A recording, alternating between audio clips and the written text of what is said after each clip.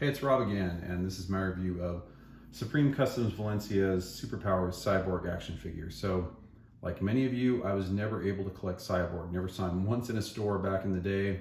Wanted this figure quite a bit, and heaven knows there were many figures in that third wave, like many of you, I did not like. I remember getting Shazam. I was excited about that figure.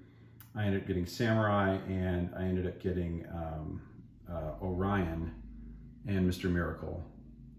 But beyond that, I was not excited about any other one except for Cyborg. That was the one I really wanted in the entire line, other than Shazam. It seemed like the most exciting figure to me, and was never one time saw this figure on the shelf like a lot of us. I know that was the holy grail for a lot of people. Mark Waid, it's actually really interesting if you listen to Mark Waid, who's a longtime writer for DC and Marvel, talk about him trying to find a Cyborg action figure. There is a funny anecdote of him, I think, driving through Texas or somewhere like that, and just going into a random Kmart and having to find one. So that was a trek for a lot of people, I'm sure, back in the day, but was excited to see when Super Powers Valencia had one available. And again, the prices are very, very good. And thought, hey, in this case, let's get one. I'm going to have RB Customs make me their version of Cyborg in the near future, but love to get something that kind of represented the classic line as well, to get that figure in my collection, especially with the prices as they are right now on eBay. Just thought this would be a better opportunity. So, there are a few subtle differences, and maybe those of you who are a lot more familiar with the original figure can point them out. But some things I do know about it based on what I've seen.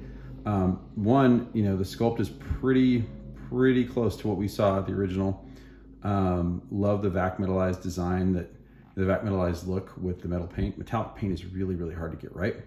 And if you touch it wrong, you can, potentially leave your mark on it. So this mark on the foot could have definitely been caused by me playing around with it. You've got to be very, very careful with metallic paint in a lot of cases, because of our own hands can just remove the ability to make it shine, and permanently. As many of you recall, the original figure, I believe it had hooks back here in the back for the accessories. These are held on by magnets, and the magnets seem to do a great job. So, he has the fist accessory here, very easy to take on and off. And you'll see that easily come off, can be replaced by one of his accessories. I think that's his Sonic accessory. And, I thought it was very cool back in the day to hear Ernie Hudson voice him on the Super Powers series.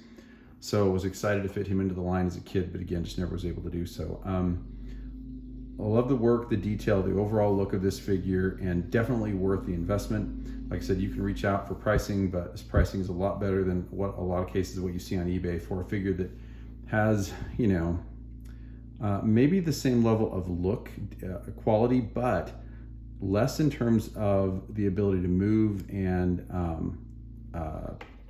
feel like you have a complete figure. So a lot of those figures that you'll see, they're held together by magnets. This is not. This is resin that is, I believe, held together by pegs. So that's one cool thing that I think Supremecustoms Valencia has figured out, is how to make resin work with pegs, which is, again, real common in the Star Wars community, not quite as common here.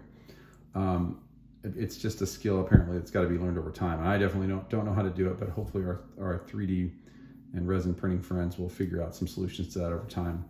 Love the work here. Feel free to reach out to them if you're interested in this figure, and leave your comments below, and feel free to subscribe. Thanks.